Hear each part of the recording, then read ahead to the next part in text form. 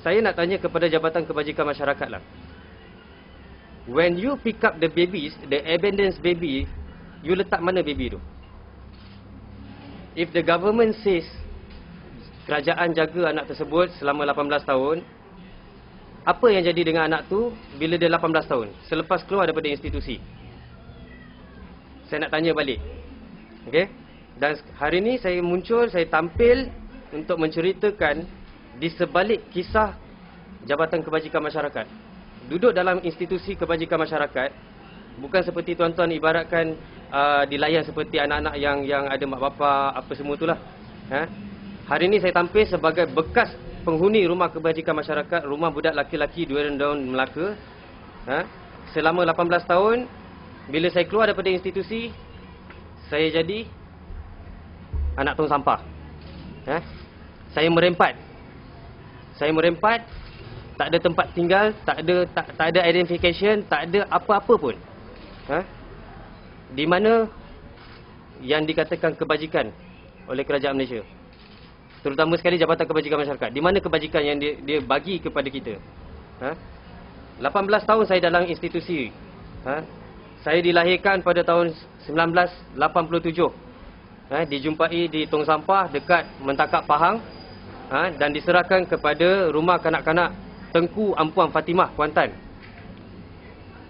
Tahun 1991 saya diangkatkan oleh sebuah keluarga Cina dan orang kata ditukarkan ke agama Cina lah. Maksudnya follow by keluarga tu punya nama.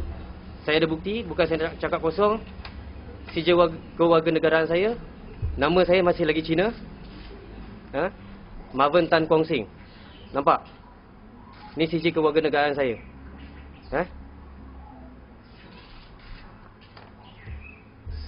Sepatutnya apa yang kita tahu, Majlis Fatwa telah berkata, telah mengeluarkan fatwa kebangsaan, kanak-kanak yang dijumpai haruslah warga negara Malaysia dan juga Islam.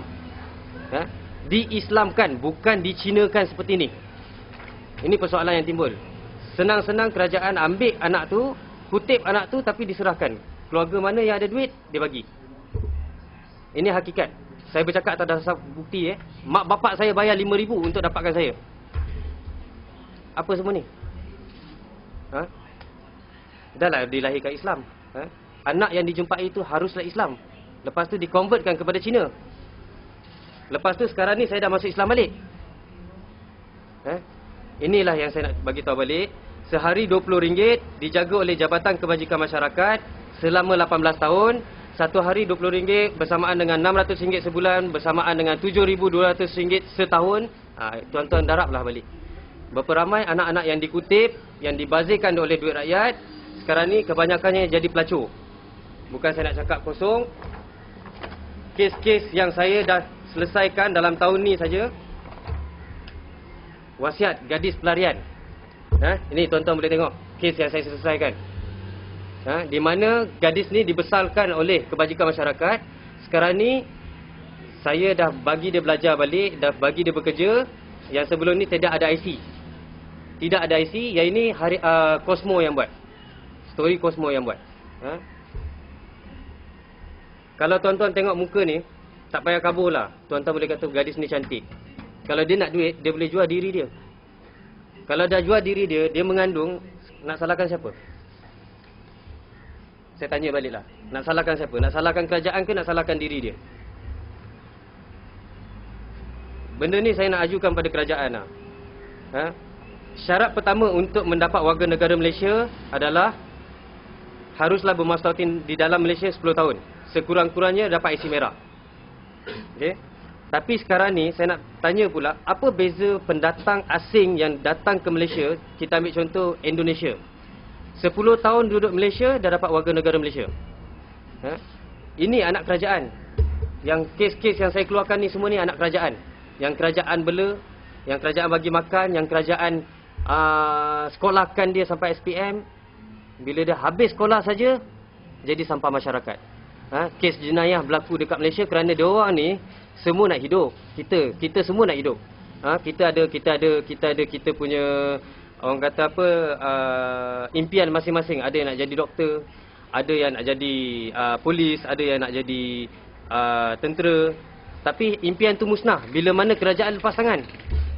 Lepas tangan macam tu. Tuan-tuan boleh tanya saya lah, apa yang tuan-tuan nak tahu, apa yang berlaku dalam kebajikan tuan-tuan boleh ajukan. Saya boleh cerita A sampai Z. Ni New Straits Times. Kalau tuan-tuan cek balik, temporary problem temporary problem yang dikeluarkan oleh Jabatan Pendaftaran Negara. Ketika tu saya berusia 18 tahun. IC saya masa tu masih lagi pegang pemastotin sementara, iaitu saya boleh dihalau daripada Malaysia bila-bila masa. Tarikh luput saya pada ketika tu adalah 6 hari bulan 1 2005. Kalau saya dihalau daripada Malaysia, ke mana saya nak pergi? Sedangkan saya dibesarkan di Malaysia. Mak bapak saya adalah kerajaan yang bagi saya makan. Kalau dah tahu isu-isu ni berkaitan dengan sociality, dengan apa semua, kehidupan seseorang manusia, harus lebih orang kata lebih straightforward lah. Maksudnya benda ni harus diambil serius, bukan diabaikan. Sebab kes saya ni boleh dikatakan kes yang saya bawa ni daripada tahun 2007 sehingga sekarang, kerajaan pejam mata. Kerajaan anggap benda ni unsolicited case. Unsolicited di mana benda ni just kes-kes terpencil, tak perlu nak ambil besar sangat. Sekarang ni saya bising.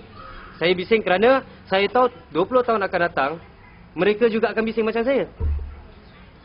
Takkan kerajaan nak hadap benda ni saja sedangkan benda ni tak ada penyelesaian. Daripada tahun 2000 sampai sekarang tak ada penyelesaian. Apa susah sangat nak bagi warga negara kepada anak-anak yang dibesarkan oleh kerajaan? Saya nak tanya. Adakah kita ni tak ada duit? Saya tak ada duit.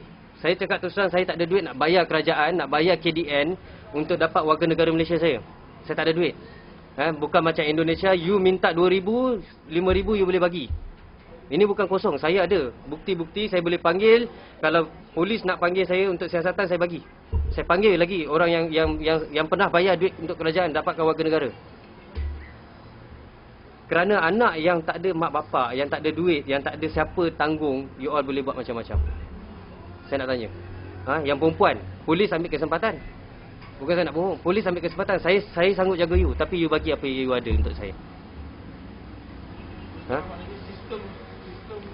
SOP tak ada. SOP tak ada. You baca balik you baca balik Jabatan Kebajikan kata kita ikut SOP. Saya baca balik apa yang dia tulis. Ini PC saya dengan Persatuan Pengguna Islam Malaysia menggesa Jabatan Kebajikan Masyarakat mengeluarkan satu prosedur Standard Operation SOP lebih terancang bagi memastikan nasib anak-anak yang keluar dari pusat kebajikan mereka terbela. Ini bertujuan ada sesetengah anak-anak yang selepas umurnya 18 tahun yang keluar dari institusi tersebut dibiarkan dan terus hanyut tanpa hala tuju. Okey, sekarang ni dengan saya saja, dalam tangan saya ada 1,750 orang yang telah keluar daripada institusi yang merempat, yang sampai hari ini tidak ada apa-apa identification. Bagi senarai nama tu. Saya hari ini saya akan tampilkan 20 nama dulu. Kalau kerajaan tak puas hati, saya akan bagi lagi. Ini semua dia orang boleh cek dengan institusi mana yang dia orang nak ni. Yang dia orang nak ni. Ada lagi dalam fail tu. Fail biru.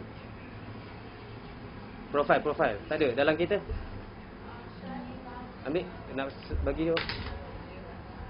Ini kes-kes lah kes-kes pembuangan bayi yang terlampau banyak yang kita tengok Saya rasa kan benda ni makin lama makin teruk. Kerana kerajaan kita tak ada satu akta di mana perempuan yang melahirkan anak luar nikah tidak dikenakan tindakan. Semuanya salah lelaki. Kalau lelaki tu menggoda perempuan tu dengan keadaan perempuan tu pun nak, patut dua-dualah kena hukum. Kita ada undang-undang di bawah syariah tapi tak diguna pakai. Setakat ni tak diguna pakai. Ni kes-kes pembuangan bayi. Kes-kes pembuangan bayi di mana ada yang ditangkap, tak ada kena tindakan. That's why dia orang rasa kebal undang-undang. Kebal undang-undang. Saya nak ungkit balik satu kes di mana ketika saya duduk di rumah budak laki-laki Dua Melaka, ada 3 orang yang diliwat dalam kebajikan masyarakat. Dan saya sendiri buat laporan polis di Melaka Tengah. Polis buat apa? Saya tanya, kalau orang luar buat kes liwat, rogol anak orang ke, liwat orang ke, polis buat apa? Ada tindakan kan? Tapi di dalam institusi, diorang ni kebal. Pegawai kebajikan ni kebal. Paling kuat pun transfer tempat kerja. Polis tak minta disiasat. Hari ni saya nak sebut nama seorang yang sampai sekarang ni jadi pegawai dalam kebajikan masyarakat. Fazlin Abdullah. Rumah budak lelaki Dua Melaka. This is the guy yang meliwat budak-budak dalam ni. Mana tindakan? Bawa ke tengah, jangan malukan Jabatan Kebajikan Masyarakat. Kenapa tak boleh malukan? So maksudnya budak-budak ni, you all boleh ambil kesempatan lah. You all boleh ambil kesempatan. Macam saya. Saya keluarkan statement, you all nak bantai saya. Melemen, kalau ada wakil daripada Melemen boleh tahu story tu. 2007 saya dipukul di Kepung. Keluarkan statement. Salah ke saya nak keluarkan statement sedangkan benda tu betul? Kenapa saya perlu tutup? Saya merempat 5 tahun, 6 tahun. Kerajaan bagi apa pada saya? Kerajaan bagi apa pada saya? Saya tak minta kerajaan duit. Saya minta bagi warga negara Malaysia, bagi saya pekerjaan. Cukup. Enough. Saya hargai apa yang kerajaan buat selama 18 tahun menjaga saya, besarkan saya. Tapi don't talk such thing, kerajaan terlampau baik. Jabatan Kebajikan baik, Jabatan Kebajikan Masyarakat is not a good society, agensi yang membela hak rakyat. Saya pergi ke jabatan, you all bawa saya pergi ke Jabatan Kebajikan, saya minta bantuan kecemasan, dia cakap apa? Tak layak, cik. Sedangkan anak kerajaan pergi Baitumal, pergi cek balik Baitumal. 5 permohonan saya minta pada Baitumal ketika saya masih memegang IC merah, reject. Sedangkan bukti-bukti mengatakan saya dibesarkan oleh kerajaan ada.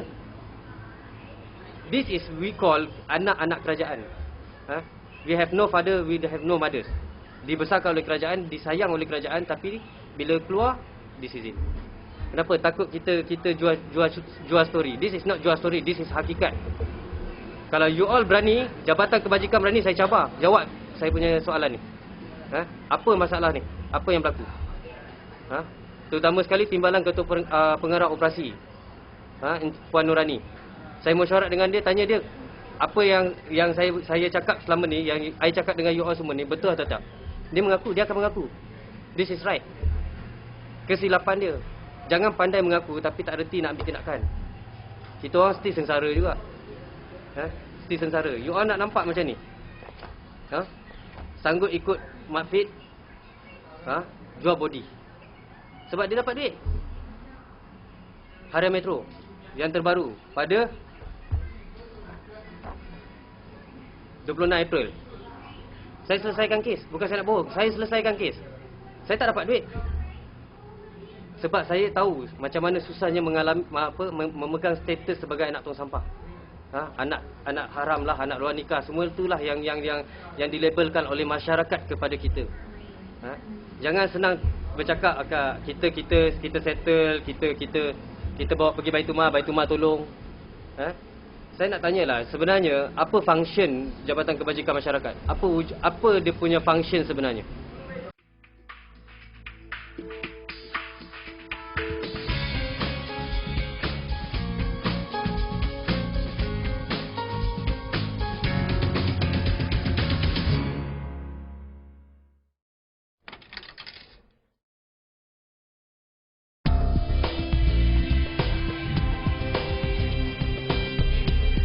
Pihak Mediapark melancarkan e-paper, merupakan satu program baru dalam Mediapark asaskan kepada teknologi maklumat yang terkini yang wajib kita manfaatkan.